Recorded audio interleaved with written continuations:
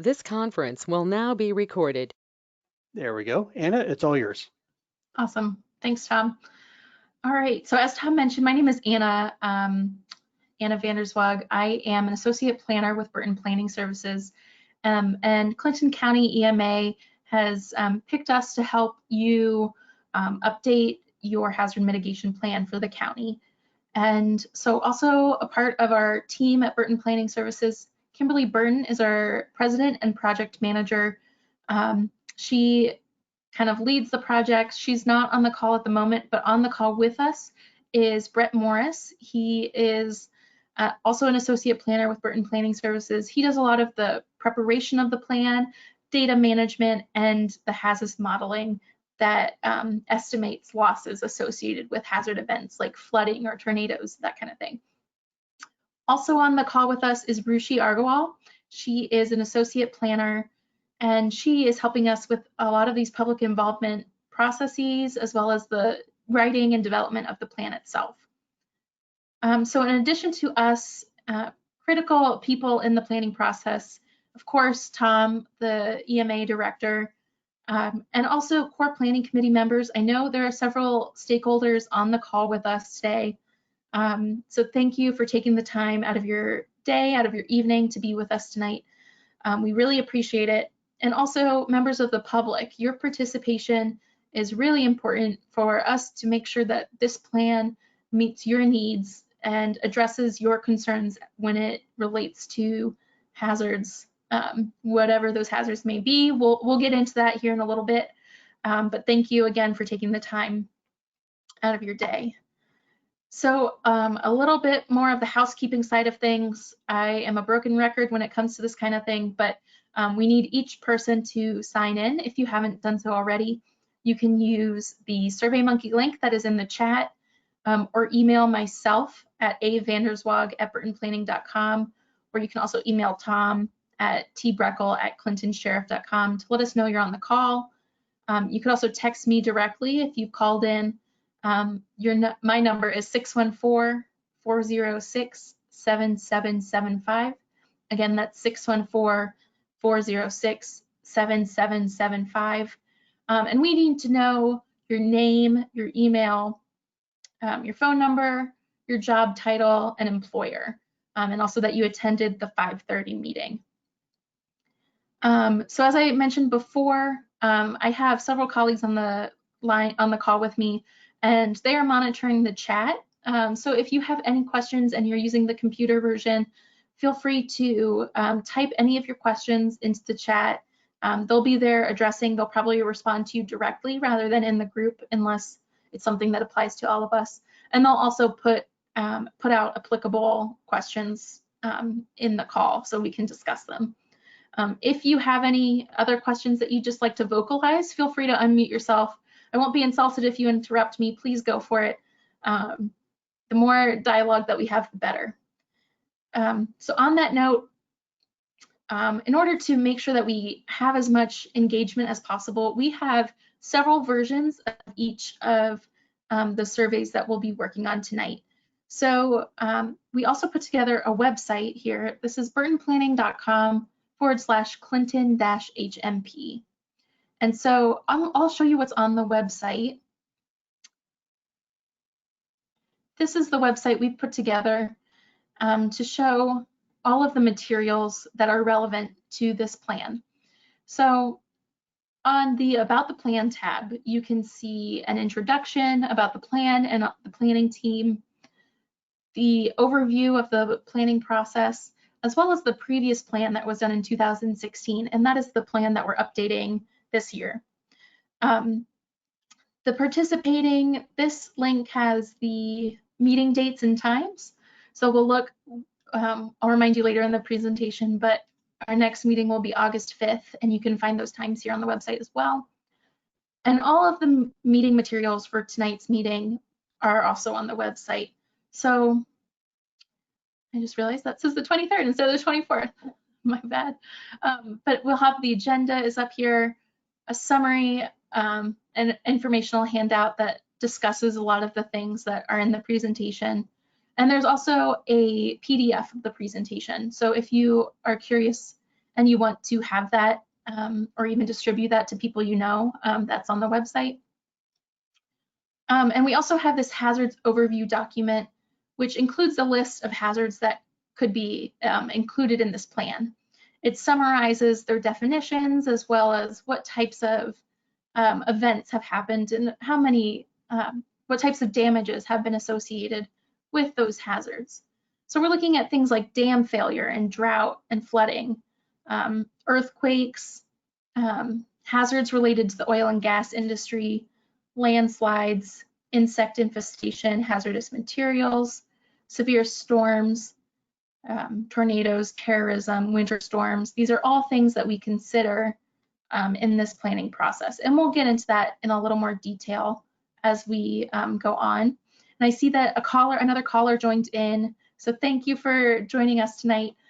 If you would please either send an email to Tom at tbreckel at clintonsheriff.com to let us know that you're on the call, or you can send me a text directly. My number is 614-406-7775. Again, that's 614-406-7775. And we'll get you signed into the meeting. We're just looking for your name, and if you're a resident or if you're representing a certain organization, if you could let us know, that would be great. All right, so I'll jump back into the presentation.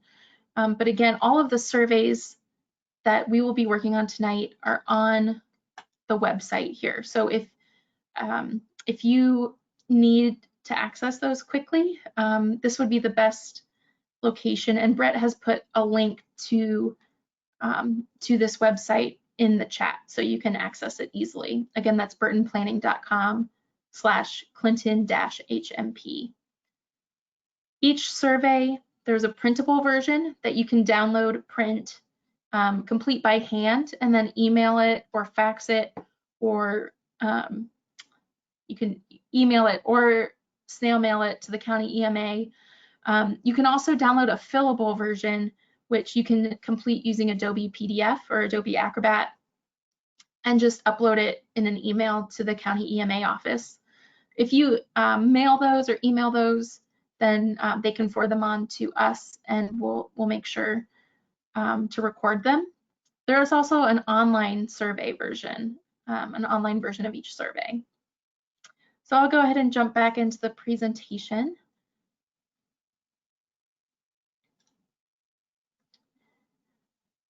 So in considering why we're here today, so the main goal of this planning process is to update the hazard mitigation plan that was created in 2016. So every 5 years, these plans need to be updated. The impact of hazards on the county changes over time. And so we're just trying to reflect what has changed, what needs updated, that kind of thing. So tonight, we'll give you an overview of the hazard mitigation planning process.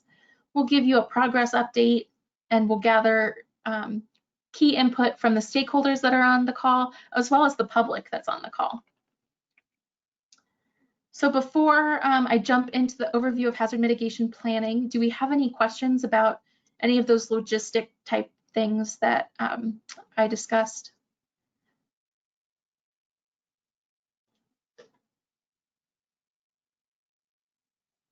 All right, then we'll go ahead and jump in. So the definition of hazard mitigation is that it's a sustained action to reduce or eliminate the long-term risk to human life and property from hazards. And there are 3 main goals associated with hazard mitigation. The first is that we're reducing potential losses associated with future disasters. The second is that we're identifying natural hazards and identifying actions or projects that your communities can take to reduce losses associated with those hazards. The third is that we're establishing a process to implement those actions. So your feedback will help us develop an implementation plan for each of the projects that are included to help guide your communities and your organizations into to completing some of these projects. So just a reminder that's popped into the chat that we might be getting some feedback from some unmuted lines. So we'll go ahead and mute everyone. And if you are on the phone, you can press *6 to unmute yourself and ask a question or participate in the conversation. So this slide kind of reiterates that hazard overview document that I showed you. There are lots of different types of hazards that we can include in the plan. These include some of the natural and man-made and geological hazards here. So you have the water-based hazards such as flooding or dam and levee failure. You also have the wind-based hazards like hurricane winds, tornadoes, damaging winds. And along those lines, you have summer and winter storms, and winds can be associated with those types of events as well. And then you have the lack of water type of events, the drought, wildfire, extreme heat. Geology-based hazards include landslides, earthquakes. Invasive species can be a section. And man-made hazards includes things like hazardous materials, transportation, terrorism events. So that's a general list, and we'll get into those to considering what you should have in your plan in a little bit. So this is an outline on the screen. You'll see an outline of the disaster response cycle. And hazard mitigation planning occurs well before a disaster even takes place. So we're considering things from a what if perspective, of a worst case scenario perspective, to make sure that we are doing projects and planning efforts that minimize worst case scenario, that prevent it from happening. The second step in the disaster response cycle is preparedness. And this is when a disaster is imminent, and this is when an emergency operations plan comes into play. The third step is the response, and this is when a disaster is actively occurring. This is the short-term emergency aid and assistance that takes place in response to a disaster. And finally, the recovery step is post-disaster. After the hazard event occurs, this is when your disaster recovery plan comes into place. So there are a few legal foundations for the hazard mitigation planning process. The Robert T. Stafford Disaster Relief and Emergency Assistance Act from 1988 said that presidential disaster declarations can trigger federal assistance through FEMA. And then in 2000, the Disaster Mitigation Act formed the legal basis for FEMA's state, local, and tribal mitigation planning requirements. So this is what said that jurisdictions must have an adopted plan to receive funds from FEMA in the event of a disaster.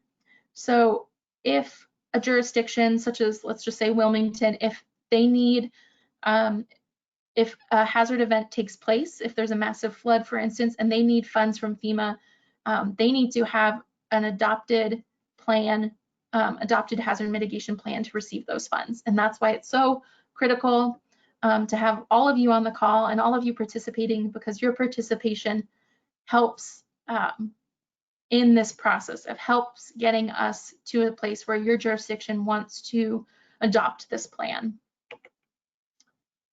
So some of the requirements of the planning process, again, in order to be eligible for FEMA funding, jurisdictions must update, jurisdictions and counties must update their hazard mitigation plan every 5 years, and it must be adopted by both the county and each jurisdiction in the county. Hazard mitigation plans must include public participation and documentation of that process, as well as existing conditions and demographics assessments.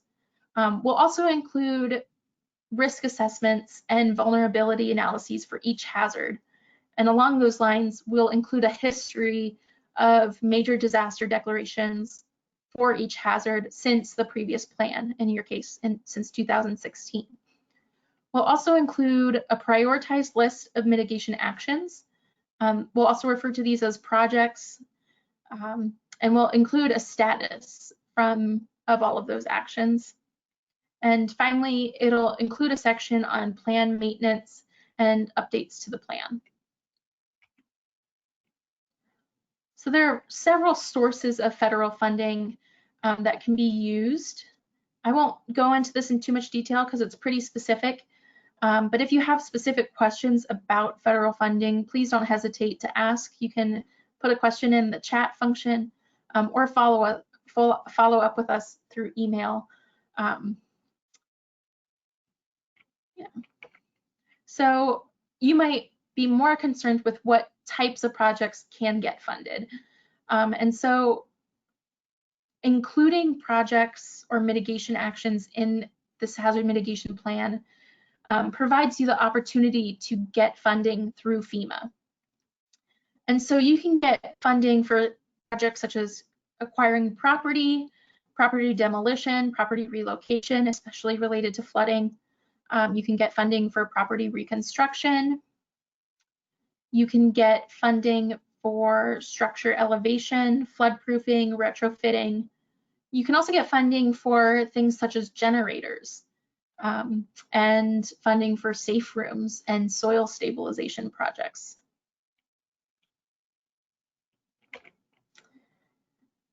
There are a lot of benefits of hazard mitigation planning and this process, and you participating today, you help realize some of these benefits. So the first is minimizing property damage, economic loss, injuries, and loss of human life. The second is enhancing public awareness and education of hazards and different types of hazards.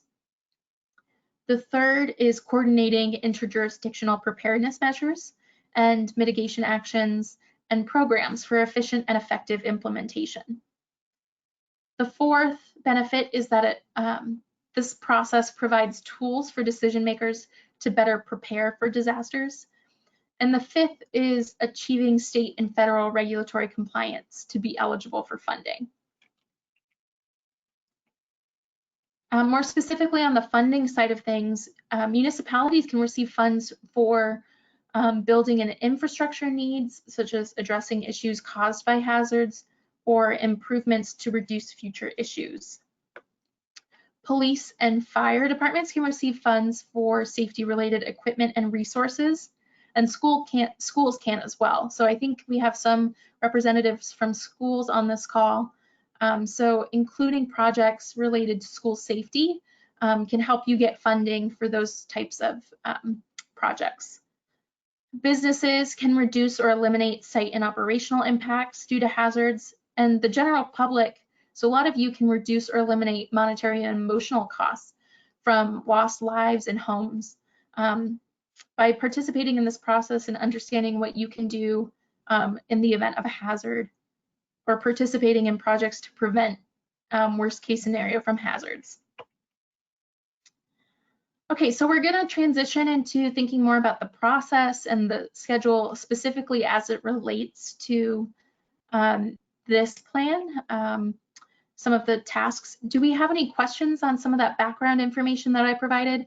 Feel free to interrupt me. Feel free to unmute yourself, pressing *6 if you're on the phone, or just type your questions into the chat.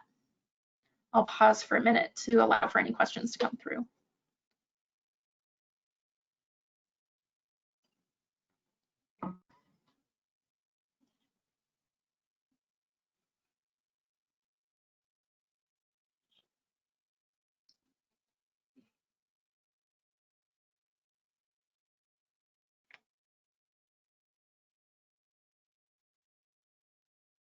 All right, then we'll go ahead and move forward. So this is a list of completed and upcoming tasks that have in recent perspective of the planning process. So far we've worked to gather critical facility information for the county. We've developed some GIS space mapping, gathered information on repetitive loss properties in the county, and we've also summarized some basic features and demographics of the county and its communities. We have also collected historical information on previous hazard events. And today, our tasks for today are to identify past and potential hazards to evaluate in this plan, and also identify mitigation actions from the previous plan that need to be updated. So the planning process has 8 milestones, and this planning meeting today is the second milestone. The first milestone was the kickoff announcement that went off, or that was sent out a few weeks ago. And all of those kickoff materials are also available on the website that I showed you. Going forward after today, we are going to draft risk assessments. We're going to assess each of the hazards that you identify in today's meeting. And we're going to hold then a second planning meeting to discuss projects that we can, new projects that we can include in the plan. That second meeting will be held on August 5th, and I'll have a slide coming up that describes that. We'll also seek your feedback on the finalized draft plan before we send it off to FEMA for their review and approval. And then the final steps of the plan are the county will adopt the plan and each jurisdiction will adopt the plan as well. And then we'll close out the project. So this is a visual of the planning process. We're still in the first 2 months, so there's still some work to be done, but the next thing that you should put on your calendars is the second planning meeting, and that will take place on August 5th. And I'll have, again, it will be the same times as today's meeting, and we'll be sending out more information as that approaches with the specific meeting links and phone numbers. Again, it will be held using GoToMeeting. So ultimately, we aim to have a draft of the plan completed at the end of 2020, so that way it can be sent off to FEMA and approved and adopted by by the county and jurisdictions by the end of February of 2021. Okay, so we'll go ahead and discuss your role today. We are aiming to collect your local knowledge that we can't provide as consultants. You know your communities best, and so your perspective, your impression on how these natural and man-made hazards impact your community is really what we need. So you will help us identify the hazards to include in the plan based on your experience and based on your experience. Based on your experience and based on how you prioritize risk. You'll help us develop a list of mitigation projects, and then you'll provide feedback on the plan as we go forward. So today, first we're going to have you add that second meeting to your calendar. Make sure that you've marked off August 5th. Again, the core planning committee meeting is at 2:30, and the public meeting is at 5:30. That says 30:30, but 5:30, same time as tonight's meeting, and we'll be sending out meeting links for that. Our next step going forward is that we're going to switch over to completing some surveys and collect your feedback on a number of different items. So if there are any questions on the presentation, this concludes the presentation portion, and now we'll be looking to work through surveys together. So please unmute yourself if you have a question or type it in the chat. Just let us know what if you have any questions.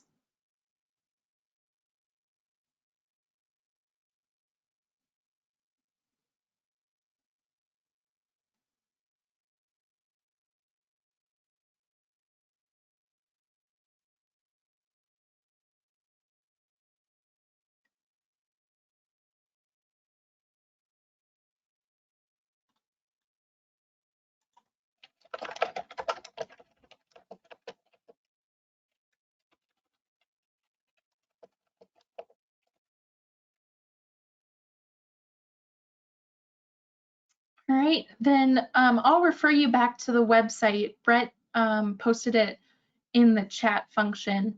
The website has all of the surveys, and we'll be going through those together.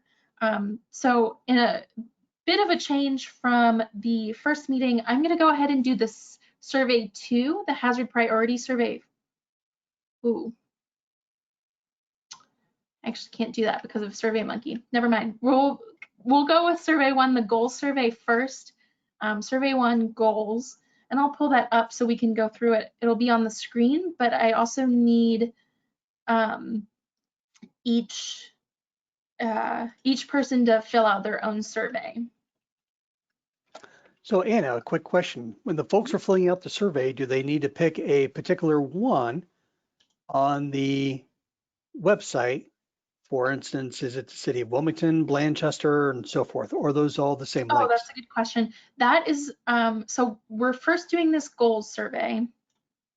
And so you can either click select the printable version, which you can just download and fill out by hand, or you can select the fillable survey, which you do with Adobe Acrobat, or you can do the SurveyMonkey version. Once we get down to the previous mitigation action survey, it's our third survey that we'll do tonight.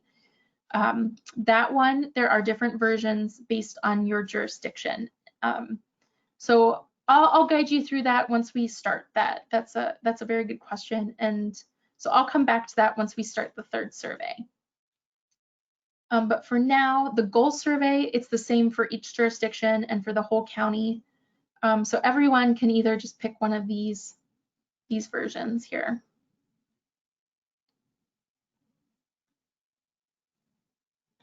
If anyone's having any trouble accessing the surveys, or if you would like to request a paper version of the survey, we've made those available to each jurisdiction's mayor as well as some township trustees. But if you need specific access to those paper surveys, let us know. We'd be happy to work with you.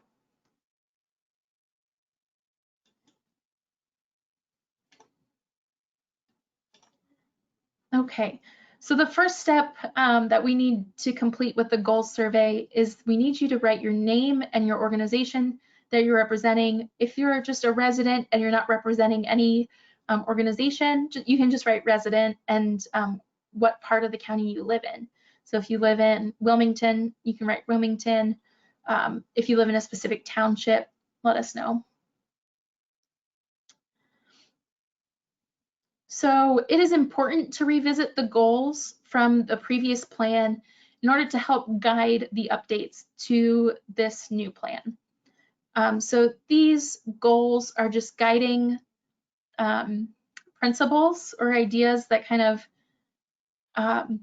guide the direction of the plan. So that way when we come up with new projects, they can kind of fit in with one of these goals. So we'll go through goal by goal. I'll read the goal. If you like the goal as it's written, you can just check the box.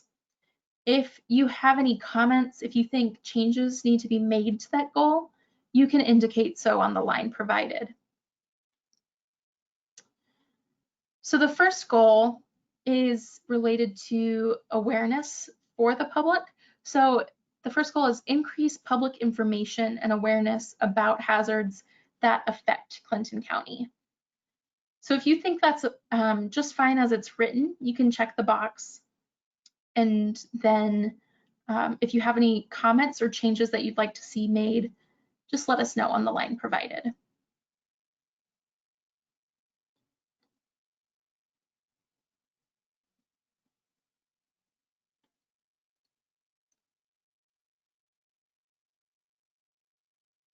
Okay, and that first goal is a little bit more broad in terms of it could be related to any hazards. And after that goal, we have more specific goals related to each hazard that was included in the previous plan. So goal 2 says decrease dam hazard level. And this goal is related to decreasing the threat of each dam, so that way, I forget what I said exactly in the first meeting I was trying to remember. It's not necessarily about changing the level of each dam is assigned a level, but this is about decreasing the threat associated with each dam and decreasing the potential for dam failure. So if you like that goal as it's written, you can check the box. If you would make any changes, just indicate what you would change on the line provided.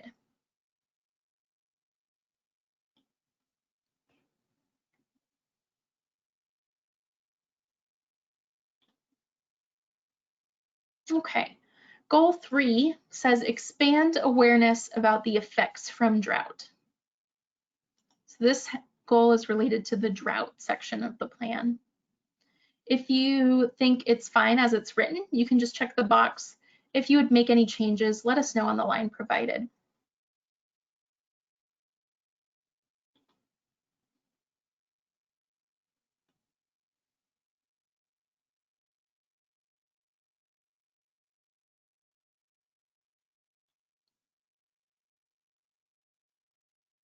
Goal 4 is similar in wording in terms of it says expand awareness about the effects from flooding. So it's the same as goal 3, it's just referring to flooding rather than drought.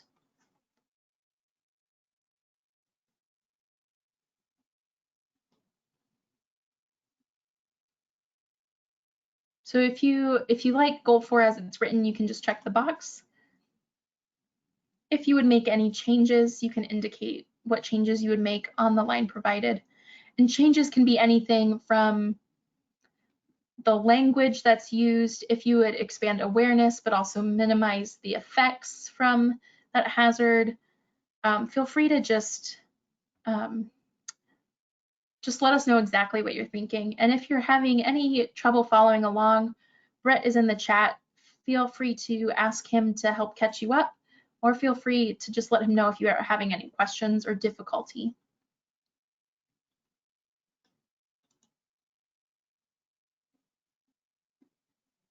Goal 5 says minimize the effects from hazardous materials.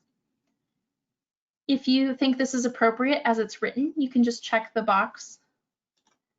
If you would like to make any changes, please indicate so on the line provided.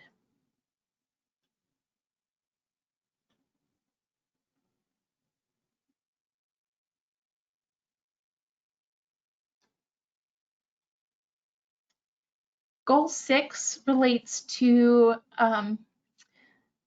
insects, specifically the emerald ash borer, which was really, it was wiping through the area about 5 years ago when the plan was written. So the goal was minimize the threat of the emerald ash borer.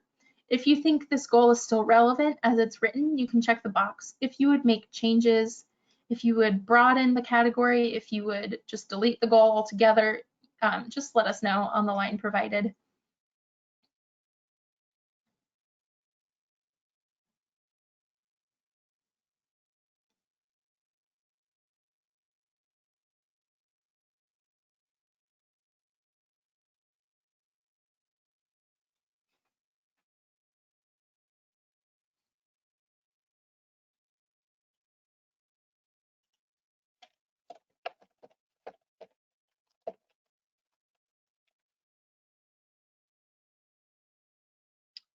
Okay. And I also see that Brett posted the link to this survey in the chat. So if you prefer to do the online version of the survey and haven't found that link yet, that is in the chat. It's also, this survey is combined with the next survey on SurveyMonkey. So if you're working ahead at your own pace, which is completely acceptable, you might get to that second portion of the survey just ahead of time. But we'll get there eventually. We'll catch up with you. All right, so there are 3 more goals on the back or on the second page of this goals survey. The goal 7 says expand awareness about tornadoes and severe storms. If you think the goal is applicable as it's written, you can check the box. If you would make any changes, you can indicate so on the line provided. One suggestion that was brought up at the previous meeting was the idea of separating these. They are separate sections in the 2016 plan, but they just grouped the goal together just because the language was the same. If you think it's applicable that they're separate, if tornadoes has its own goal and severe storms has its separate goal, let us know. If you think it's fine just as it is, you can just check the box and that's all right too.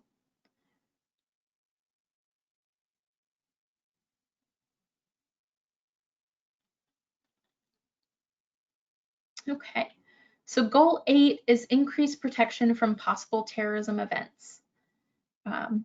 And so terrorism, we were discussing in the first meeting that likely in Clinton County, this could be related to agricultural terrorism events. And I don't know if anyone has any other comments about terrorism specifically as a goal, what types of language you should use to guide the project in terms of terrorism events. But goal 8, again, it says increase protection from possible terrorism events.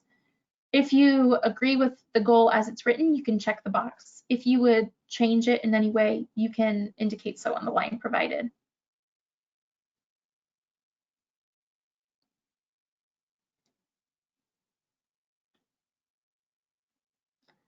And finally, goal 9 says expand awareness about the effects from winter storms. If you like it as it's written, you can just check the box. If you would make any changes, please indicate what you would change on the line provided. One of the big changes coming from the earlier group when we were looking at the goals, just for your situational awareness, as you're sitting there and you're hearing these goals being read off, and you're not really sure what you're supposed to do or what it really means, is we were doing wordsmithing. If you're familiar with SMART objectives, I like to look at it and make sure that they're specific, they're measurable, they're actionable, realistic, and timely. And a lot of these objectives that are written are just rather generalized and kind of bland. So when you're looking at this, that might be something to kind of have in the back of your head is how might you make these objectives a little bit more effective to be able to reflect your municipal areas. And now I'll be quiet. That's a great comment, Tom. And if people have more thoughts on making these SMART goals, or if you have any additional goals, we have space on the bottom of the second page or the back of the page for you to include those new goals or provide any comments in general. Yeah, we want to know what you're thinking. So if anyone has any comments in general about the goals that we've provided, please let us know. We'd love to hear from you. You can unmute yourself. You can put some comments in the chat. Just let us know.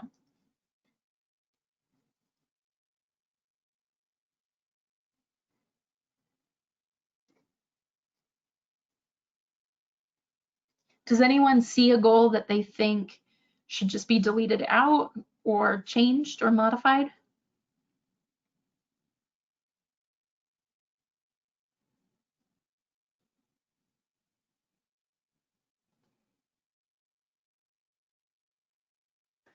If you happen to be an attendee that is talking to your computer or to your phone, kind of trying to figure out why no one is answering you, if you're on your phone, you may need to push *6 to be able to unmute.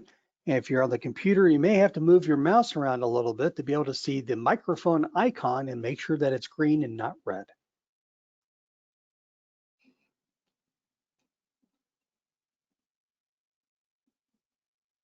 I'm not really sure that the emerald borer beetle thing needs to be on there. Most of the trees are dead. I think that was an idea that was echoed at the previous meeting as well. Right, Tony and I hit that pretty consistently during the previous meeting.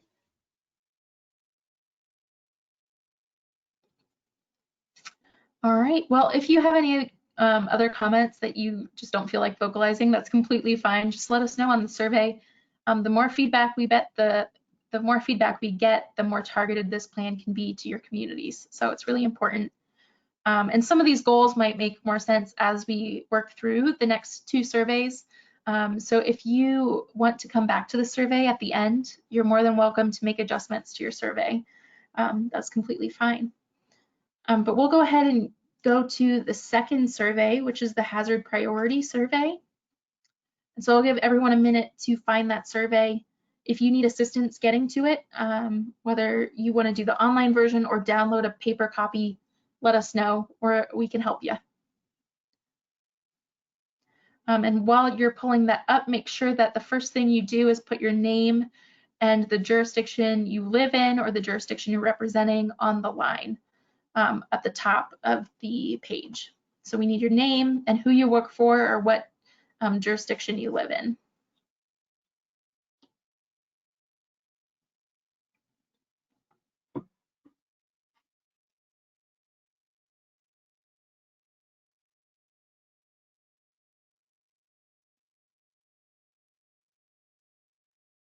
All right, so this survey, the purpose of this survey is to identify which hazards pose the greatest threat to your community and which hazards don't pose a significant threat to your community. And so this survey has a list of all of the hazards that were included in the previous plan. So we assessed the potential, the threat of each of these first 12 in the county assessed that in the previous plan. And then numbers 13 through 18 are additional hazards that were not included in the last plan, but these are things that we can consider in this upcoming plan.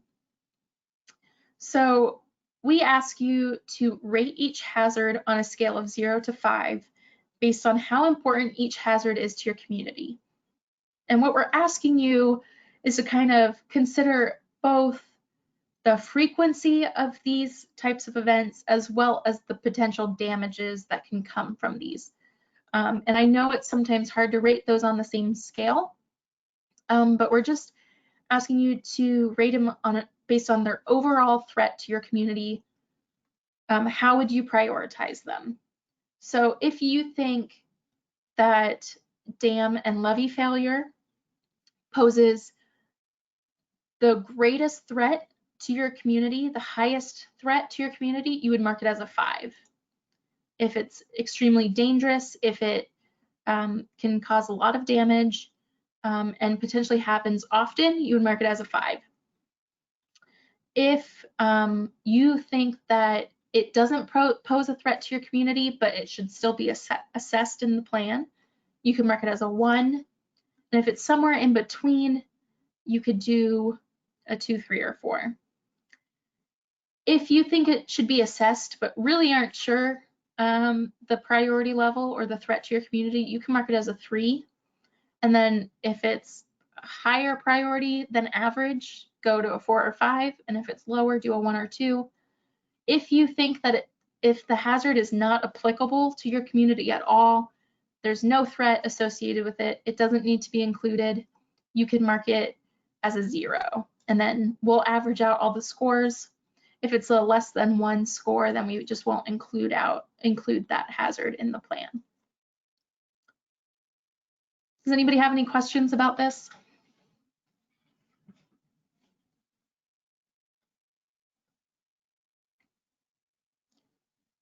So one thing to consider is looking at number 6, insect infestation, as well as number 15, invasive species. And these can kind of be considered, they're very similar. There's some overlap in those categories. I think what we would do is if you, as a county, or as when we collect all your feedback, if you prefer to include plants and other non-native species in addition to insects infestation, then we can do that. Just indicate so on your survey.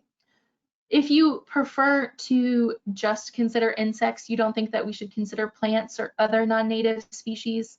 Other non-native species can include things like harmful algal blooms that would occur in bodies of water and has the potential to impact your water sources. That would be something in that category.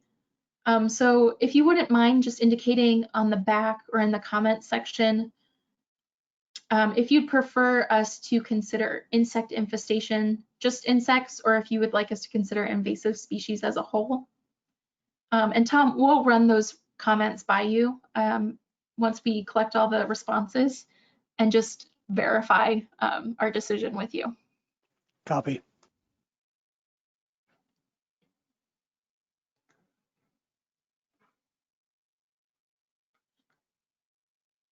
And one thing to just throw out there is, previous plans, your previous plan didn't include a section on epidemic or pandemic. Those types of sections weren't really common. However, in light of COVID-19, we think it's a little bit more applicable than it has been in the past. And so it'd be good to include things like this, but it's completely up to you. So we're kind of curious what y'all think on that.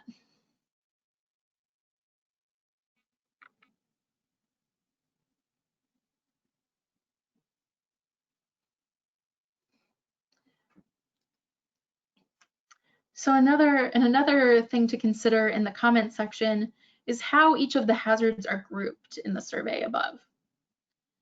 And so things like extreme temperatures can include both extreme heat and extreme cold. And we often see things like extreme heat grouped with drought because they often occur at the same time. However, it's not always grouped that way. So we're just looking for feedback on how you think these hazards should be organized in terms of categories. Do you think extreme heat should go with drought, or do you think extreme heat should go with extreme cold and kind of consider temperature extremes as a whole?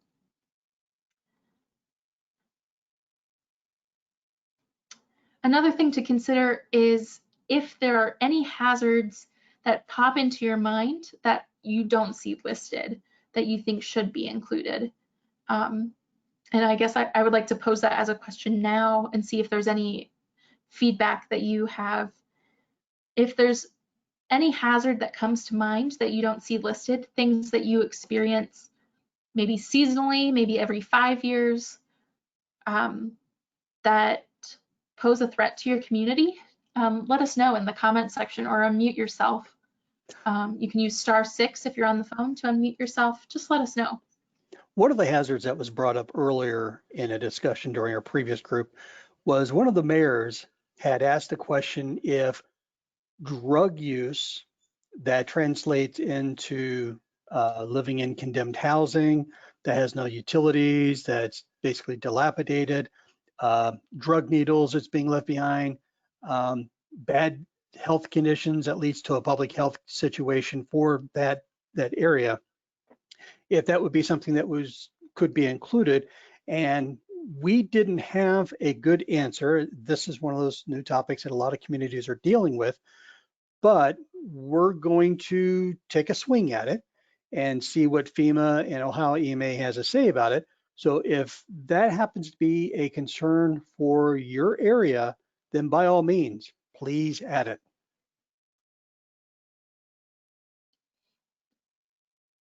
Yes, if you all consider, you know, the conditions that are associated with drug use in the community, if you see things like needles lying around, if you see things like dilapidated housing, and you would like that included in the plan, please indicate that in the comment section, and also give it a score of 0 through 5, and then we can include that in our tabulations as well.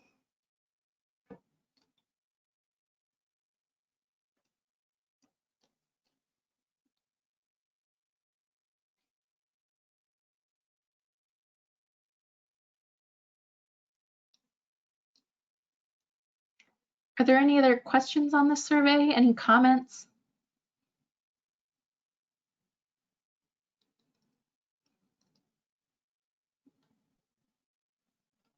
Is anybody lost? Anybody has no idea where we are? I do have a question. Could you hear me, Anna? Yeah, go ahead. Okay. I'm on the road and I can't fill out the survey at the moment. I'm just listening in. And I think you probably said it. Is this available online that I can get to this, and how quick do you have to have this filled out? Excellent question, and we're thankful that you took the time while you're on the road to call in, so thank you. We can definitely send you the link to all of the surveys so you can fill them out, and we'll also post a video recording of the presentation so that way you have that and you can like follow along again when you have the time to review it.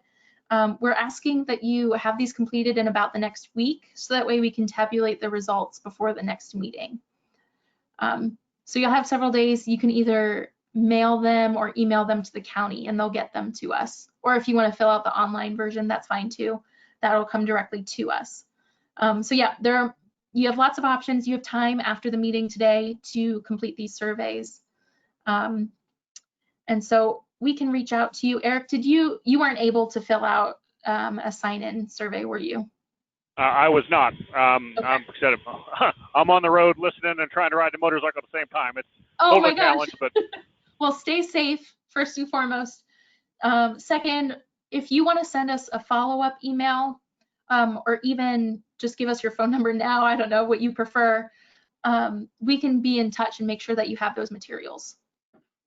Okay, I emailed Tom. I did stop long enough to email Tom that I was here, so he has replied to me once. So Perfect. he's All got right. my email. We're good. We'll be good to go.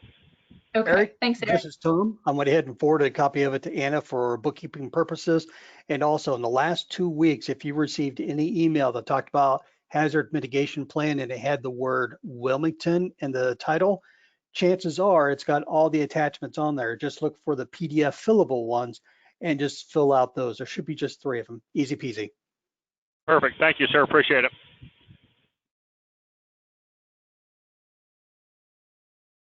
Are there any other logistical questions like that? We definitely want to work with you to make sure that we get your feedback, because your feedback is really important. So if it's just a matter of working through these surveys with you one-on-one, we're definitely happy to do that after the meeting today, scheduling a time with you to fill them out. So just let us know in the chat or unmute yourself and let us know. We'll go ahead and move on here to the final survey, unless there are any other questions. I'll give you a moment to chime in if you have a question or comment.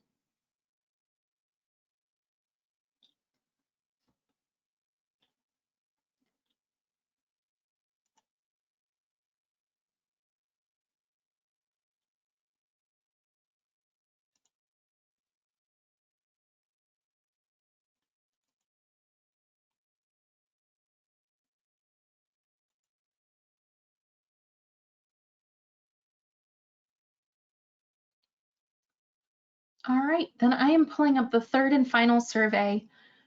This, I will warn you, seems a little daunting at the beginning, just because it's a little bit longer than the other surveys, but we are going to go through it together, one step at a time, so it'll make as much sense as possible. Let me pull up the website again. So if you, again, go to the website, burtonplanning.com/Clinton-HMP, and you scroll to the, it'll populate to the About the Plan tab. You'll need to click on the third tab, Meeting Materials. And down at the bottom, you'll see the third survey, Previous Mitigation Action Survey, and there are 9 options to select from. If you, our first request is that you complete the survey for the village that you, or city that you work in. So if you work in Wilmington, we ask that you fill out the survey for Wilmington. If you work in Clarksville, fill out the survey for Clarksville. If you work in a township and not a specific jurisdiction, then you can do the Clinton County and Township survey. Those are the same. And if you work for the county, or if you work for the county, then you can do the Clinton County version as well. Are there any questions about which survey you should take? Feel free to message us or unmute yourself.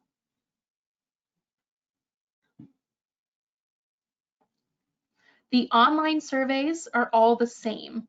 So we repeated the link, but it'll take you to the same same survey, and then filter what questions that you have to answer based on what jurisdiction you live or work in. So if you select that you live in Clarksville, it'll filter out the projects based on the projects that Clarksville is a part of. And that'll make more sense here as we dive in. So I'm going to go ahead and jump in. Brett and Rushi are on the chat. If you have any specific questions, let them know. Okay, so each plan, part of the process of making one of these plans is to develop a list of actions or projects that can be taken to reduce risk associated with each type of hazard. So these projects, as I mentioned before, you can have things like, your flood-proofing structures, your purchasing generators, that kind of thing. And so the 2016 plan, the county and each jurisdiction identified what projects they wanted to be a part of. And those are listed in this survey. So we'll go through project by project and discuss what progress has been made that you are aware of. And I know that not every project will be applicable to you. We're just asking for your best guess and your best impression on what progress has been made. And so there are 5 options, whether it can be completed, if that project was completed and when it was completed, if that project was is no longer applicable and just needs to be deleted from the plan, if it's deferred or unchanged, or if it's an ongoing process. If it's the kind of thing that happens year to year, and it needs to stay in the plan so that it can happen year to year, that's the type of thing that we mark as ongoing. What if we have a couple of citizens on here who aren't really sure what's in the plan and so forth? If it's something that doesn't quite, something that they're able to answer, how should they mark it? So if you are completing, this is where things get a little challenging. If you are completing the survey on SurveyMonkey, it will require that you provide an answer. And so at that point, we are just asking you to go through with us and complete it as the group decides. We're going to work to come to a consensus together. And then if it's something that's just unsure for the whole group, we'll just have you mark it as deferred. And then in the comments section, just say that you aren't sure, that you're not sure, you're not an expert, you have no perception of what progress has been made on that, and that's completely fine. It will require that you put in an answer. So if you're really unsure, you can just mark deferred, and in the comments leave an indication that you don't know the answer, and that's okay. And I know that's a lot. I know this is kind of tricky.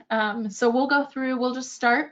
And then if you have questions based on how things are progressing, don't hesitate to interrupt us. Brett has put.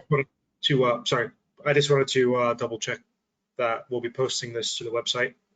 The one we fill out together will be posted to the website, correct? Yes. Okay. We are looking for as many unique responses as possible though. So we do request that each person fills out their own. So that way, if you have a response, if you have thoughts that are different from the consensus as a group, that you indicate that so we know. All right, so we'll dive in.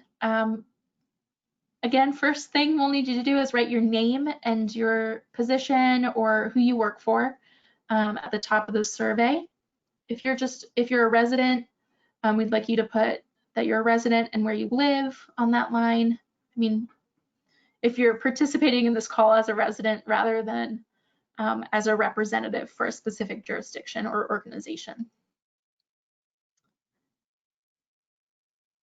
All right, so each goal that we discussed before has associated projects. So the first goal, again, was increase public information and awareness about hazards that affect the county.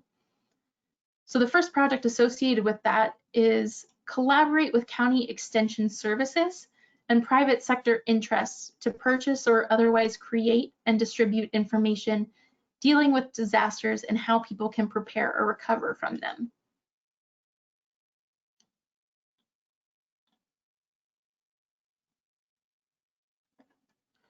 So in the previous meeting, I believe we marked this as ongoing.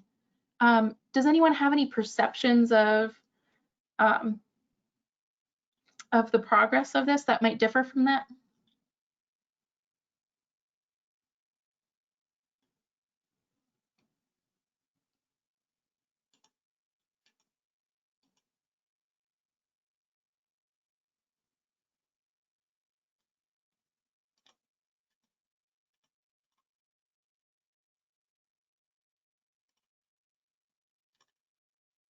Just realized I didn't open the fillable format. All right, we'll try this again.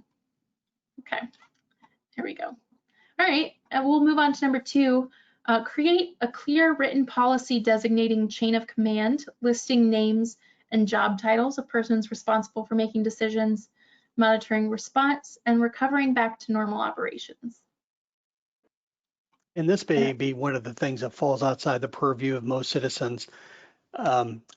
Every county is required to have a emergency operations plan, and that emergency operations plan details a lot of these emergency response things. So something like this would be covered under that plan, and it would be an ongoing requirement that is completed annually.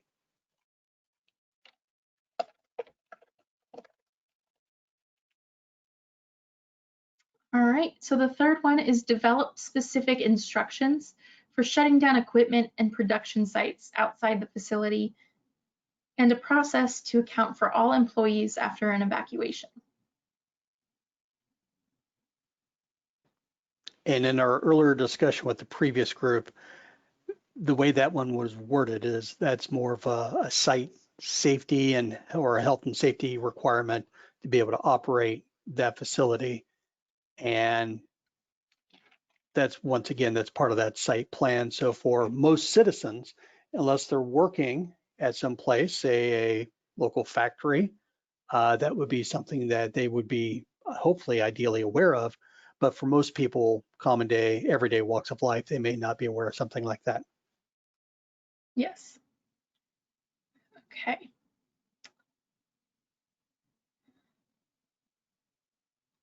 All right, so the next one is procedures for employees responsible for shutting down critical operations before evacuating the facility.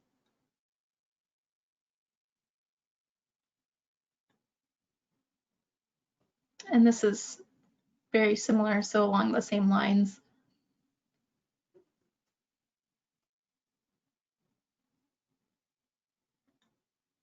Now, keep in mind, these were things that had come up during previous iterations, and they may not have been edited well over time. So this is a great opportunity to take a look at something and say, hey, this still has application today, or maybe this is something that we might be able to delete, modify, or maybe come up with something different that would actually be more reflective of your communities.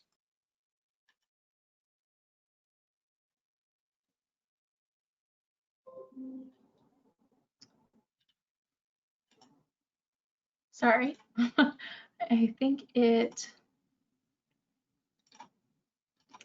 notification snooze came off. All right, so yeah, if you I know the discussion on this, it's different for each jurisdiction. So if you are completing this on your own computer and you have specific thoughts on these projects and don't necessarily feel like vocalizing them, that's completely okay. Just indicate if you think that these projects aren't applicable to your jurisdiction, you feel free to indicate so, and you can mark deleted, and that's okay. Your opinion is very significant. So we're just aiming to compile all of the opinions of the community and representatives, and just kind of pool our thoughts together. So the next action is specific training and practices scheduled and equipment requirements for persons responsible for rescue operations, medical duties, hazardous responses, firefighting, and other responses specific to work sites. So if by chance you happen to be a volunteer firefighter or someone working in one of the local medical places, this would be something that would definitely be kind of in your area. But if you're a common everyday citizen, this may be something that you might not have a lot of info to draw upon.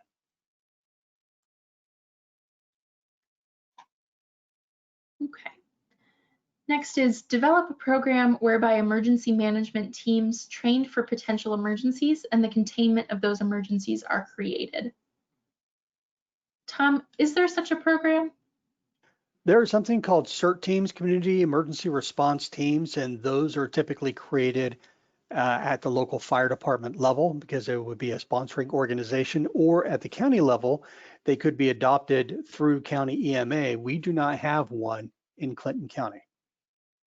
Okay, so that is still something that could be developed.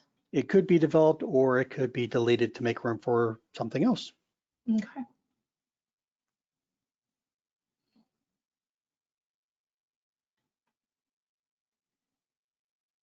All right. Well, I'll keep going through these. If anyone has anything, any additional comments, feel free to respond. Don't feel bad for not responding or having something to say. That's okay.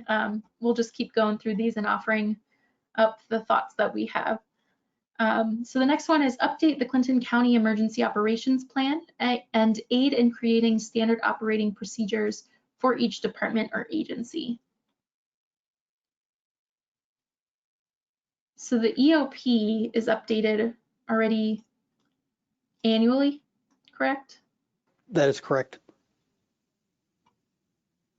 Matter of fact, I am doing a rewrite right now, and I've been working on some different checklists for some of our different departments. All right. So the next one is create and distribute informational materials to homeowners, informing them about disasters and how to recover. So I'm curious for the residents that are on the call, if you have received any types of informational materials about disasters, how do you access your information about disasters? What is the easiest way for you to receive information?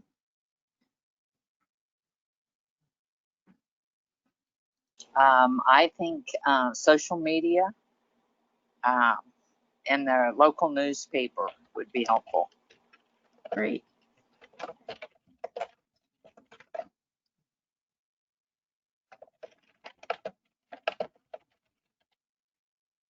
Would anyone have any different methods that would be more useful?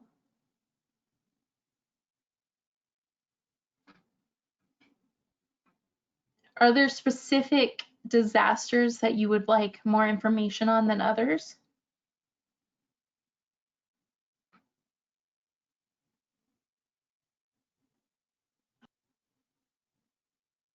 Just came up blank on that. You know, if there's bad weather, we already get those notices right now. And if there's any work that would impede our travel, you know, that is also out there. I don't know that that's a disaster. It could be a disaster to your schedule. That's all I can think of right now. Yeah, thank you. Yeah, that is absolutely a point. Anything that would impede travel. I mean, you have things related to, you know, if there's flooding and there's a road that's closed because of flooding, that's very important for you to know. And if there's a tree down across a road, that kind of thing, that is important for you to know. Exactly. Yep. All right. So the next action is coordinate between the county and municipal building and zoning offices to encourage the adoption of updated building codes.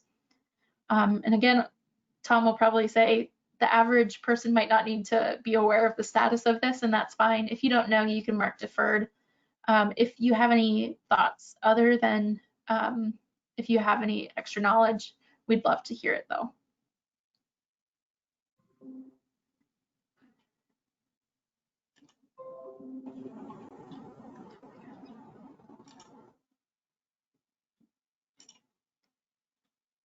Okay.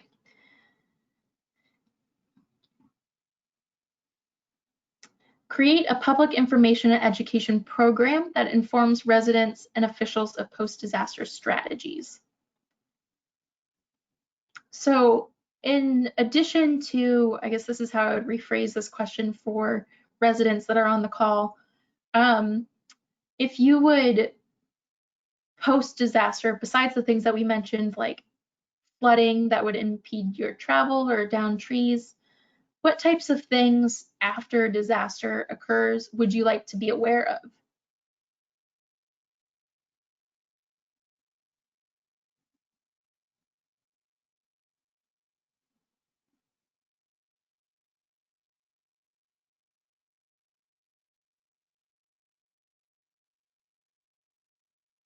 If you think of something, you can write it on your own survey. We'll collect that. I'm kind of curious if this is still something that's relevant, and it might not be. If you don't have anything other than, you know, those specific items about anything that would impact your day-to-day, what would you need to know? So if there's something you think of, please let us know. So that's the first set. Now we'll move on to goal 2. There's only one project associated with dam failure. And this is coordinate with the U.S. Army Corps of Engineers, that's what that stands for, U.S. Army Corps of Engineers, to update dam safety plans and increase inspection rates on at-risk dams. So I this is think probably something. in Go our ahead. earlier conversation with the sites that we have in Clinton County, they're covered by ODNR. I don't believe US ACE actually has any assets in our county that they're part of the inspection process. I think the only question that might have come up would possibly have been over at Lake Cowan, but other than that, it's ODNR. Okay. All right. So then we'll move on to the effects from drought. There are 2 projects associated with this hazard and this goal. The first is create a public information and education program highlighting the responsibilities that residents have towards water conservation and resource use. And so I don't know if we have any representatives from water resources available, if they have thoughts on this, or even residents, if they have impressions on, have they been educated and informed on how to use water in the event of a drought? As luck would happen, we have the local water source manager on the line. That's right, Travis. Go ahead and set your drink down and Hi, Travis. get ready to talk. Travis, do you have anything you want to chime in here in terms of drought programs for your area? Sure. Hopefully this is coming through. We, in the 80s, experienced some droughts, and at that time, adopted a strategy to utilize a larger water source for water, and that is Caesar Creek Lake. So we went from having a limited amount of water drawing off of Cowan to Caesar Creek. So currently, as far as a water supply, Caesar Creek offers a abundant source, so that gives us much drought resistance. I guess maybe from agriculture, if you look at what would that be, economic impact, maybe that would be an avenue where it could be bad. But from a water supply standpoint, we, through our planning, we're able to mitigate drought as I've seen it. That's great. Do you think that's countywide or more specific to Wilmington? Well, you could look, that'd be more specific to Wilmington itself. If you look at groundwater could be influenced by drought, so you could have more drawing down. What we've seen over the past maybe decade are trends towards more water in the early months. So you've got January through June, we're actually seeing an uptick in the amount of precipitation we get. Whereas the later part of the year has stayed pretty, there hasn't been much change when you get July to December. But I could see that. So I'm speaking from City of Wilmington standpoint, but outlying places that use groundwater, that could still be an issue. Awesome, thank you. Sorry, Yeah, and I guess. Sorry, I was going to say you made an Go. interesting point about comparing the water precipitation rates over time. Do you also monitor the consumption rate, water consumption rate over time? We do. We have water demand that we keep an eye on, and that's been about 2 million. It's approximately 2 million gallons per day. That stayed pretty pretty much the same over time. So our water usage rates, we haven't seen a big increase or decrease in demand, which is in some ways positive, because if you look at larger cities like Cincinnati or Dayton, they have seen a decrease in demand as people have moved out. So we're seeing pretty consistent, which is perhaps a good thing. And that's tracked at the Wilmington level. It's not tracked at a county level, correct? That's correct. Mhm. Now, just to jump in here real quickly, Blanchester also has their own water department, correct?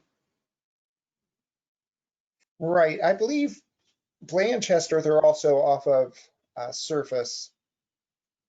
I'm fairly sure. I haven't been over there, but I know that they run some similar tests that are required for surface water. Do you, I guess going back to the initial project itself about creating a public information and education program, and maybe between Travis and Tom, I'm kind of curious your thoughts on if in Wilmington there's ample sources of water during a drought because of Cedar Creek, do you feel like there needs to be an education campaign about water conservation? Do you still feel that type of thing is significant? And perhaps Tom, maybe you can allude to for the county as a whole, like what types of targeted messaging, like thinking about agricultural use of water. Yeah, I guess My time in the county pretty much started on the 23rd of February last year when I moved back into the country. So for anything dealing with water, I would rely on Travis. Our name escapes me from earlier. I think it's Simpson. He was on the call on the previous one. Mhm.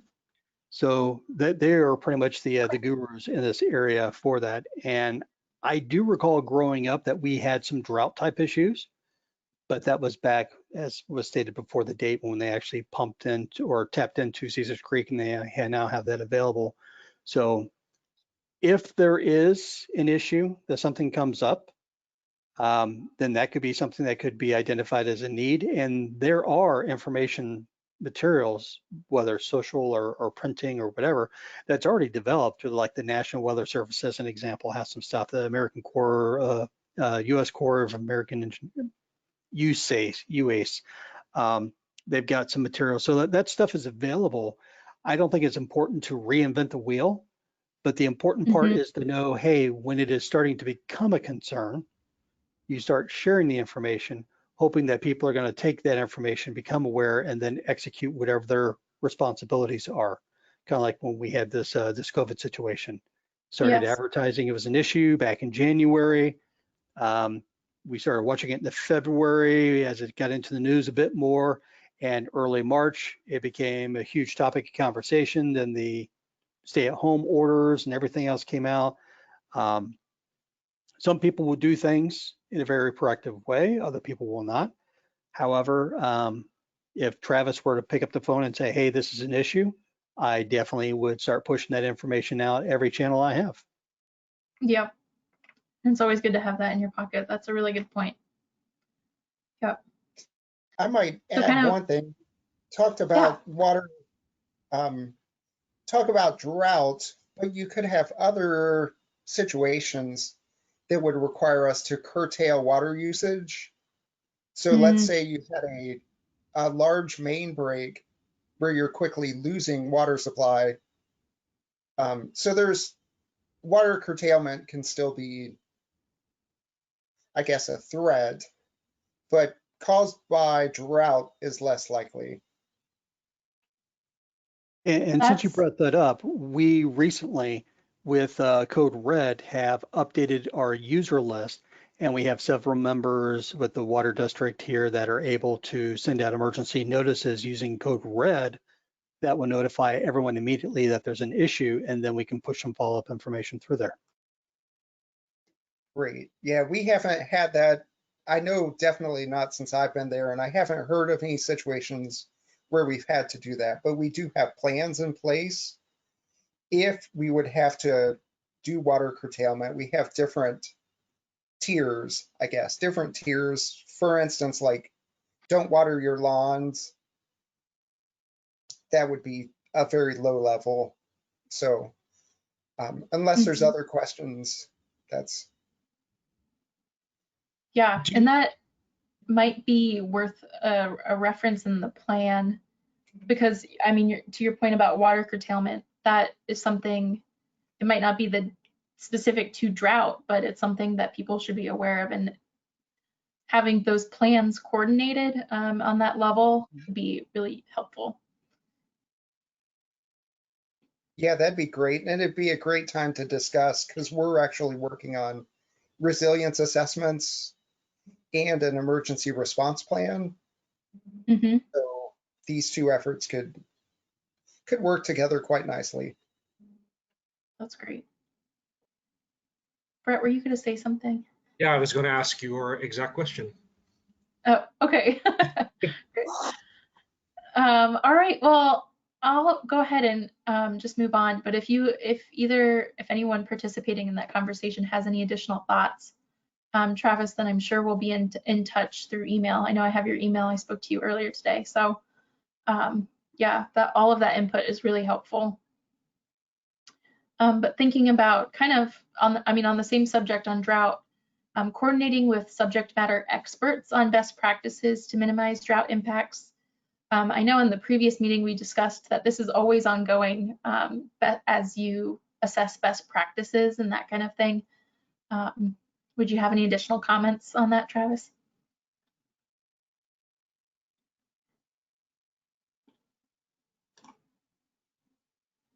Not specifically, I'd say for droughts, maybe an economic standpoint, maybe Farm Bureau or the OSU extension could speak better on that. Okay. Great. Okay, so we'll move on to the flooding related projects that are associated with Goal 4. The first is create a public information and education program to sensitize residents to the floodplain and the benefits of preserving these areas. So I'm curious if residents have thoughts on the floodplain, if they've experienced any education or information, if they've been informed on floodplain related issues.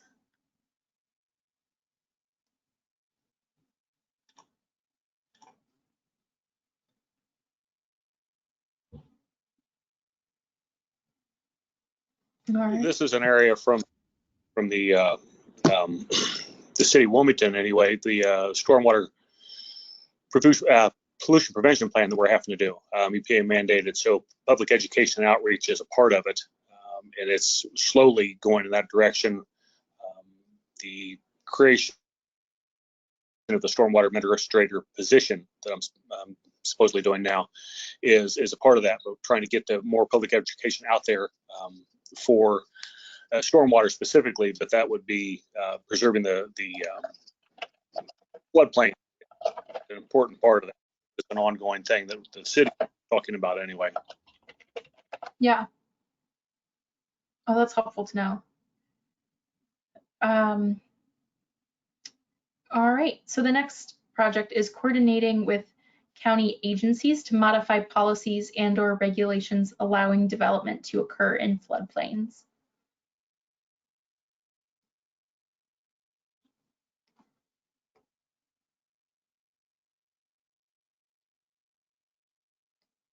I think. Well, again, with that, Go ahead. Nope. I was going to say for the county portion, I would go with what Adam Feike shared earlier, but this might be an opportunity to be able to get something more from one of the other municipal kind of standpoints. Mm-hmm.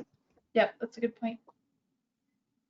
From the city standpoint, any construction could go through planning stages, and if in a floodplain, then there are that many other hoops that have to be jumped through.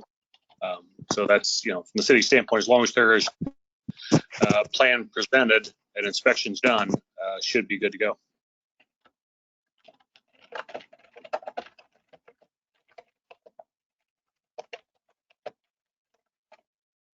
Okay. All right.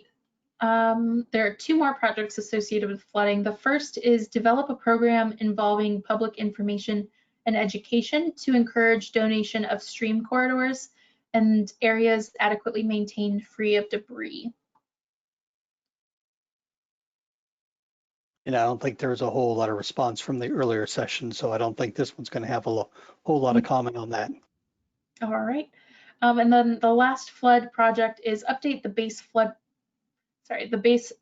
floodplain mapping, that's a tongue twister, to better allow the user to determine the precise floodplain. And in our previous meeting, we discussed that there has been a lot of updating to that mapping. And so if anyone has any other comments about that, feel free to indicate that on their individual surveys. But I think I'll just keep going to the hazardous materials section here. And the first is complete a commodity flow study for Clinton County. At this point, that has not been done. Did we mark that as unchanged? I think that's what we marked it as. Right, and we expressed that there is an interest in that and looking to work that as part of the Southwest Ohio region through the various other EMAs. We just have to find a funding source for that.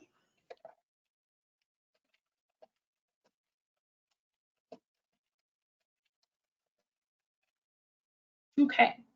Next one is increase the training level of responders within Clinton County at the awareness operations and technician levels. You said you were working with fire departments and first responders. Right, this is more of an LAPC type of area where we would get requests from the local fire districts and then try to set up free training. An example of some of the training would be corn crib rescue type stuff that we typically do in the fall time. So it's just a matter of being able to find out what the need and requirement is. Unfortunately, with the whole COVID situation, it's thrown a little bit of kink into that. And so we're going to have to reassess that in our next LAPC meeting. Okay.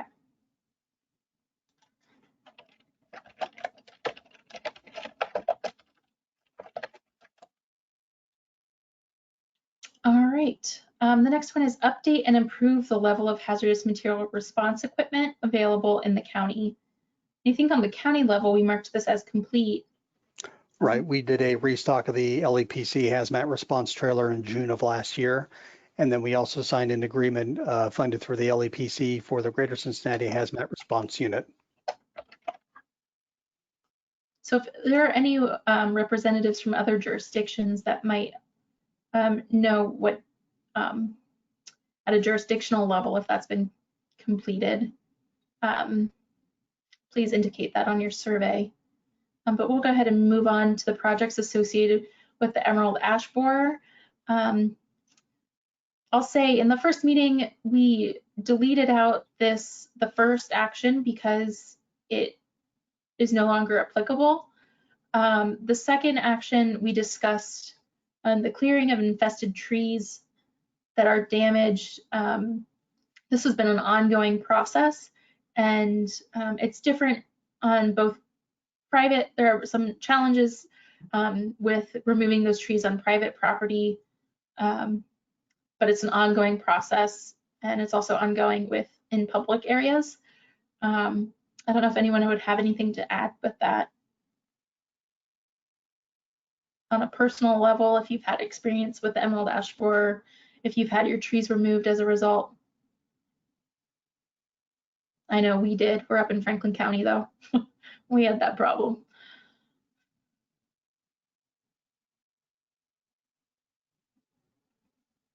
All right, well, we'll move on to the tornado and severe storm projects. The first is install warning sirens in areas of dense, small populations. I believe we marked that as completed. Correct. Okay. And we also marked the distribute NOAA weather radios as complete. Correct. So I'll go ahead and skip over those. And we will discuss next the next project is coordinate with building code enforcement responsibilities to create an improved wind resistance requirement for buildings. And this, I'm curious if there's anyone on the jurisdictional level who would have different thoughts on this that might differ from the first meeting. We didn't have a whole lot of discussion on this specific project.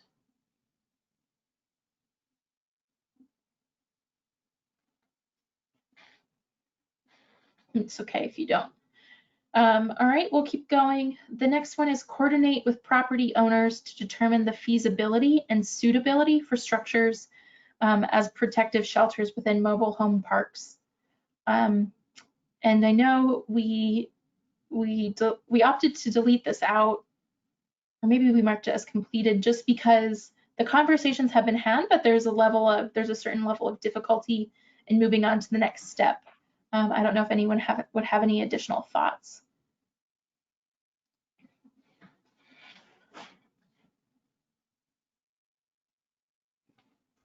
All right. Okay, so goal 8 is related to the terrorism events. The first project is develop an informational brochure to distribute about the different types of terrorism and how they might affect the county. For those residents on the call, I'm curious what types of information you might like to receive in an informational brochure about terrorism events.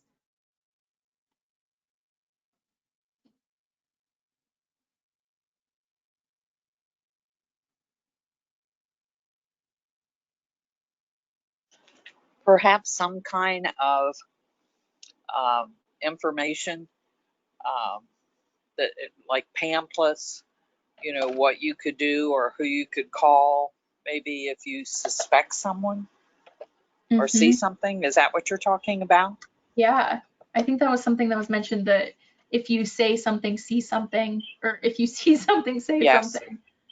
Say so. I know what you mean. And who to contact in that case. Yeah, that's a good. Right. So part of our Clinton County EMA Facebook page on Tuesdays and Thursdays, I believe it is, we have various videos that are being posted where people can go in and see examples of how many times does the people in green shirts jump a bike off a ramp?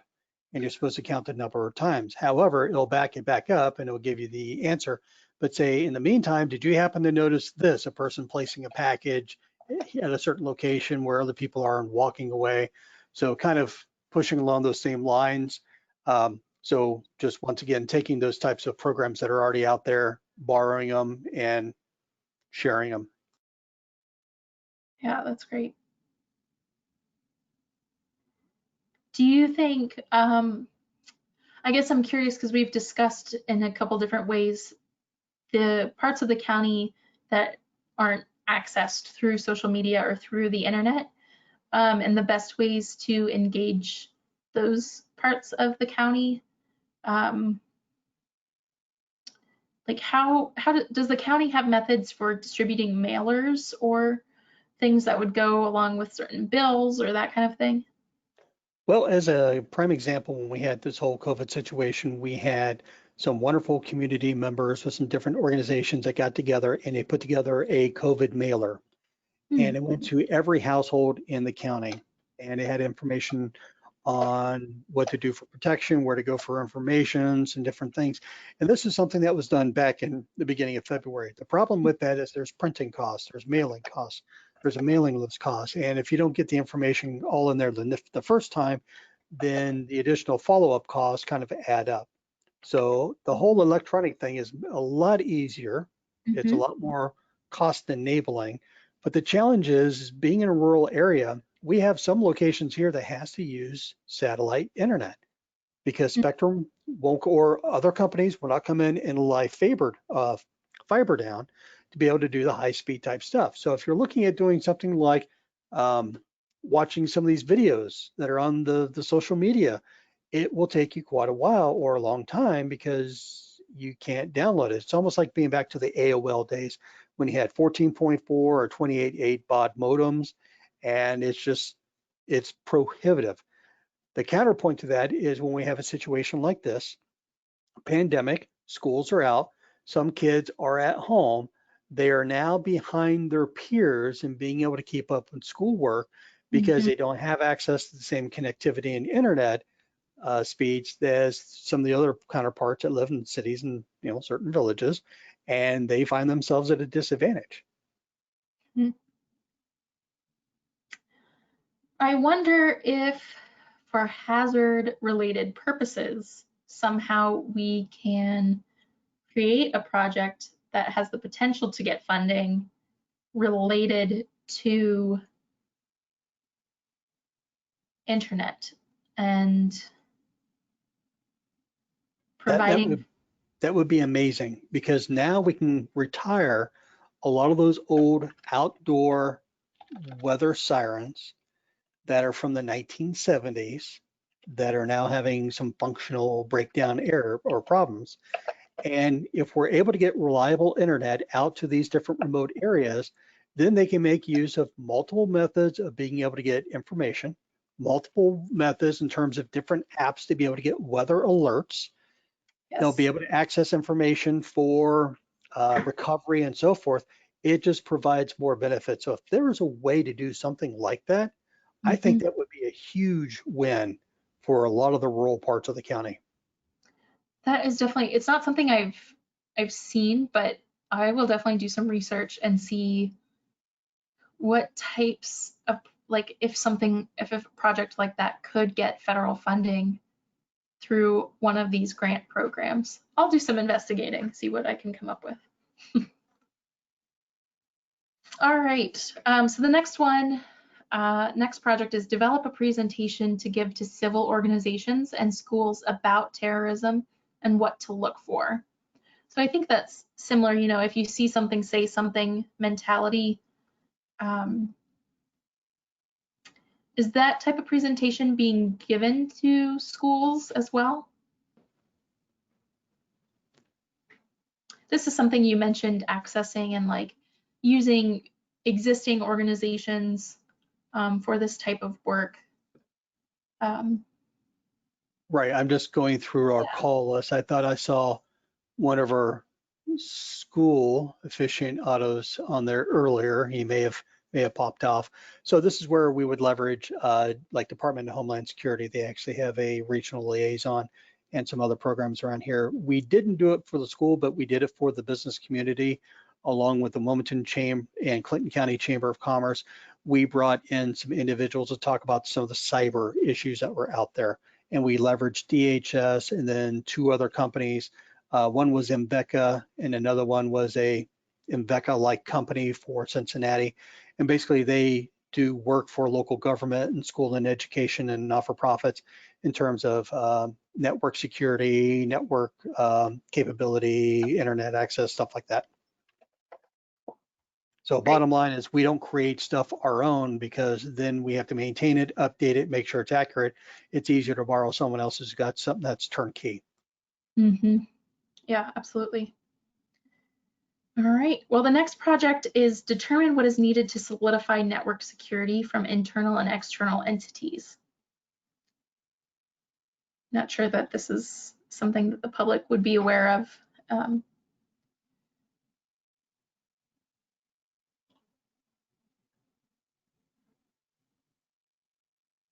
All right, we'll move on to the next one. Increase guard presence at county facilities.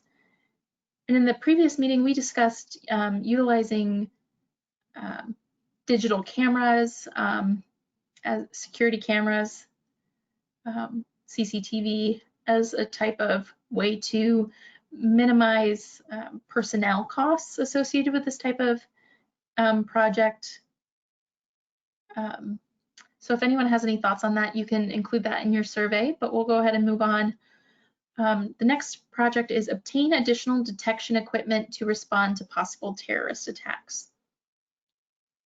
I think that's where we had our conversation earlier in the group, that since we're not one of those tier 1 type targets, and since we don't have a lot of specialized teams, that kind of fell outside the area of responsibility for a lot of our fire districts.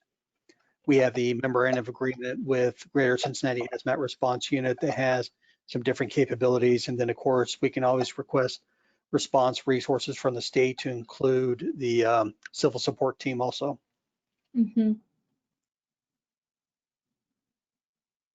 Okay. And we have two last projects that are associated with winter storms. And the first one is create a public information and education campaign for information dissemination about snow emergency alerts, snow levels, and corn stick windbreaks. So I think, I'm more interested for those residents on the call if they feel like there's adequate information being shared about when the county has snow emergency alerts, what snow levels are, that kind of thing. Do you feel like where to look for that information and you have easy access to it? In our community, they use radio and TV as well as social media. Mm-hmm.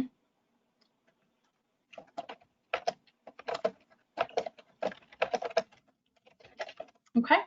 And the last one is improve barriers for boundary markings during snow removal. This is more related, on the county level. So I won't ask for public feedback on that, but if you have any specific comments, please feel free to leave that in your comment box. Otherwise, that's the end of this survey. I'll go ahead and just take the opportunity to thank all of you for your participation. I'll also put my email address in the chat again, so you can send these surveys either to me or to Tom. When you are done, Tom, would you mind entering the EMA address again in the chat as well? So those surveys can be mailed directly to the EMA as well. And I'll post that website on I'll post that address on the website, so that way we can make sure that you have access to that mailing address, and so you know where to send these surveys. Again, we're looking to get these surveys collected in the next week, so that way if you have time tonight to just finish it up and send it out, that would be great. If you need some time to think about it and discuss it a little bit more, then we'll go ahead and just aim to have those collected in the next week or so. Are there any final questions? Feel free to ask us in the chat. Again, our next meeting is August 5th.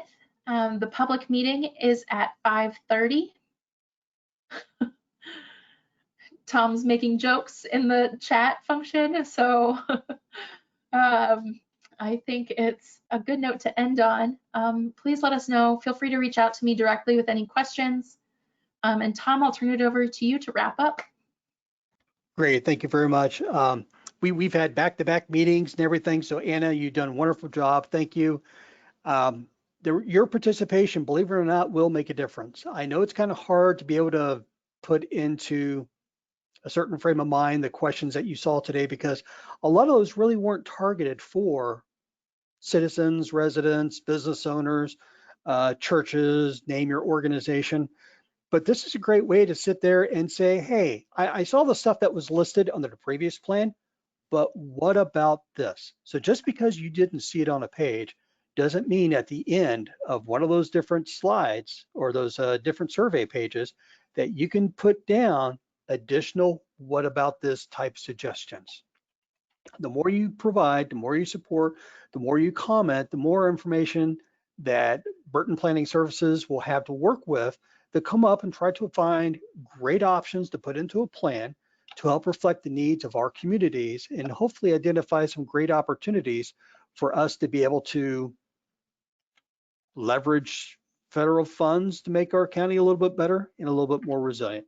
So with that, I don't have anything further to say. Back to you, Anna. All right. Well, thank you so much.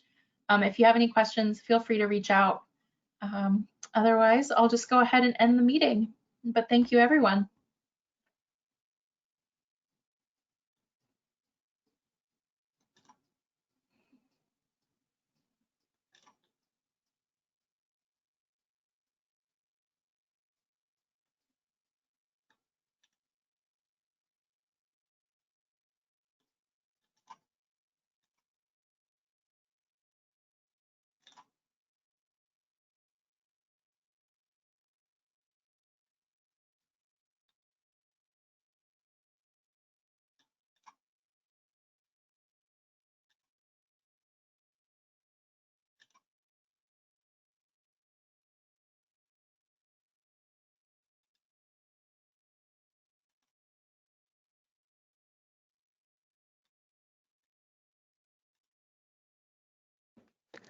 Anna, do you guys have any questions for me? The only thing would be if you could send us that list that you sent us for the first meeting again with the list of attendees. That would be great.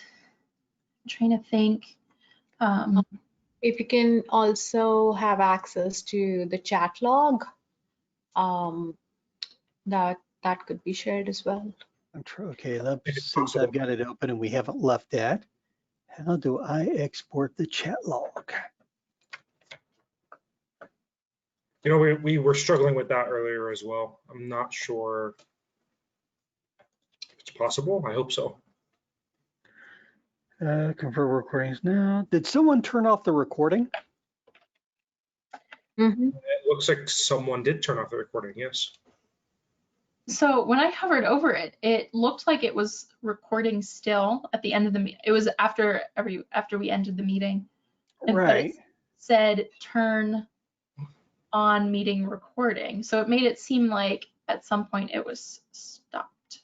Well, I just closed my iPad, so maybe I'll push the button on that one. But I do know I pushed it. Yeah, I I heard it know start, I saw a couple of times. Okay. and I never heard it stop. So Because I don't think it makes an alert when it stops, so just when it starts.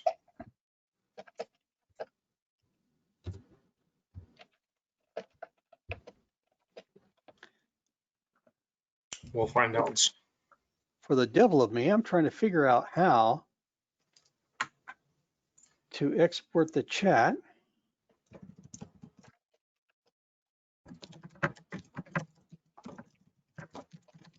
When the meeting ends, save my chat history to the computer. Oh, hang on a second. I may have access to that.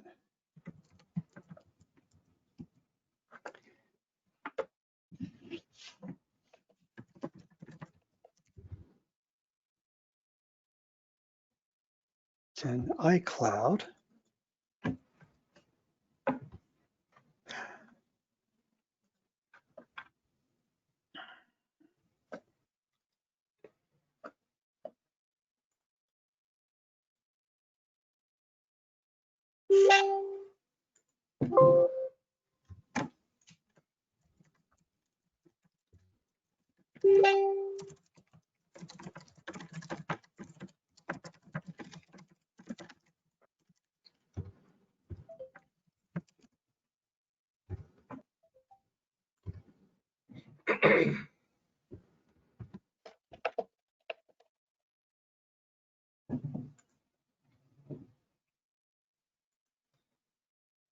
and then also as you're working, Tom, I'll just let you know in the coming days we will hopefully we'll have more survey responses coming in as people go back and finish. I'm not sure that people tend to start the surveys. They might not finish them during the meeting. So we'll go ahead and start a community participation tracker in Dropbox that you can keep track of who has participated and who still needs to participate. Already? And we'll also create follow-up packets, I guess, for each jurisdiction, if that sounds good to you. So that way each jurisdiction knows how they participated and how they still need to participate after this meeting. I just put into the chat the link. Nope, that ain't gonna help you. Nope. Because for some reason it saved this chat, but it didn't save the other chat. So I think this is going to be just an HTML document. I'm just going to throw this in an email. Hopefully it won't flag as some sort of virus or something.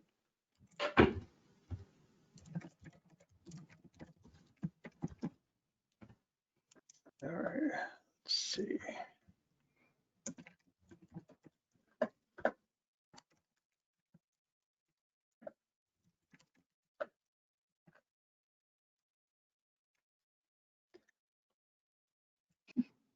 Yeah, my error in responding to everyone, the 2-hour question was, well, that's why I don't present and use the chat at the same time.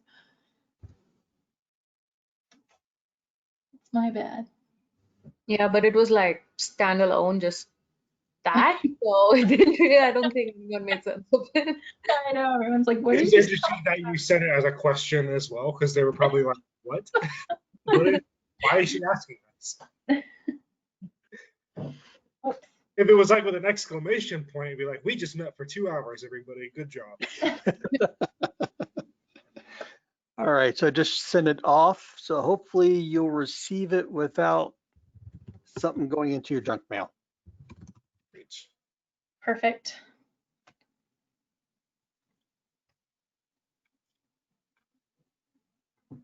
And Do we have yes, actually that came through great. Okay. just curious, do we want to take the time now to do a quick over the next 5 minutes a strategy for reaching out to the people who have not participated, or do we want to hold that off for now? Well, let's talk, Tom, if you're okay, to just assess what you think is the best strategy for your county in following up. Do you think creating a follow-up packet? Do you want to download the recording of the meeting onto a CD and mail that out like you did with the kickoff packet? Well, when I hear packet, the cheapness in me just goes chick-ching. Yep. And I've already sent out the CD-ROMs. Mm-hmm. I've already sent out the packets. I sent out the reminder letters. I've sent out the emails with the additional attachments on it. So I would think the next step would be to take that list of attendees Mm-hmm. and go ahead and take all the email addresses that I've sent the previous ones to, take those people that attended out, or actually no, leave them in, put in the top of the email, thank you to these municipalities who are represented by these people for attending and having some part to say. To all others, here's the link to the meeting and the link to the website with the surveys. Your participation is still requested. Contact me if you have any questions and see if that shakes something loose. Okay. That Because sounds good. otherwise, the thing that I'm fearful is that I can blow a lot of money on paper, envelopes, toner, stamps, and end up with nothing. Yes. So I'm Okay. hoping if I can find some way, I don't want to say publicly shame, but basically call them out that, hey, you weren't there, Mm-hmm. that might get a few of them kind of moving with the whole Jewish guilt thing. Okay. Tom, how do you feel about changing the word required to mandatory? Oh, there we go. Yep. That was something I was thinking about too. Hmm. Mandatory would be great. How are there village? I know we had the city participate, so I was just thinking about the villages now. Are there villages meetings that you know are coming up that you would be willing to crash? Well, some of them are virtual, but I do have all the schedules of all the different meetings. I was actually making the rounds to them before we had this whole COVID situation kick in. That does throw a And wrench in things, doesn't it? just a little bit. But like, for instance, tomorrow night, there's Blanchester, there's Sabina. Well, Sabina was represented here. Mm-hmm. Both their police chief and then also their mayor was here. Richland Township was represented. They're in there tomorrow, but Blanchester is definitely one that I could hit. I just have to get a hold of Mayor Carmen and find out if they're doing virtual or in person. Okay. Yeah, and Tom, just to clarify, they may have attended the meeting, but if they didn't fill out their surveys, they're still technically not participating. Right. Yeah, so we still might have to follow people even if they were at this meeting. So what date do we want to use as the cutoff date and say, okay, these are a list of names of people that attended but did not participate, and then I can start following up with them. I think we'll have a participation tracker, easily done by Monday, right? Yes, yeah. Yeah, I mean, we'll update that, and I mean, hopefully we get surveys from them, but I did tell them a week to get their surveys back to us, especially if they're mailing it in. That could take a little bit of time. So Next I mean, Wednesday. maybe we say a week, and then for those that participated, but we don't see things come through, and then after that, even if it's just a call and they're like, "Yep, it's in the mail," maybe calling those specific jurisdictions first before going to a meeting would be the most logical next step. Okay. Yeah, Tom, I'm actually curious, would you rather we do calls first and meetings second? Or do you think the meetings are the best route to go first? Around here, people put more homage in being in person. It's a small rural community. If you stand in front of them and you talk with them one-on-one and stuff, it's kind of a thing. Send them an Okay. email. They may or may not really respond to it. If it's a letter, it's not quote unquote a record. So if they get a letter, then technically they have a record. So they got to do something. So, but let's get that list, take a look at that list, and let that kind of, I guess you would say, influence the action. Yeah. That sounds good. All right, well then, I'll kind of spend some time tomorrow morning reflecting on everything, and I'll put together an action plan and send that to you through email, so that way we're on the same page. That'll work. All right. Well, thanks so much, Tom. Honestly, I think this was a really great turnout, great participation. I think the dialogue, I'll say, in this meeting was better than the dialogue we had in previous meetings that were held virtually. So I think I would call it a success. Hopefully that's not too soon. I'll knock on wood. But we'll see what comes out in the end. Perfect. All right. Well, have a good evening. All right, you too. Cheers. Stay safe. Bye. Thank you. Bye.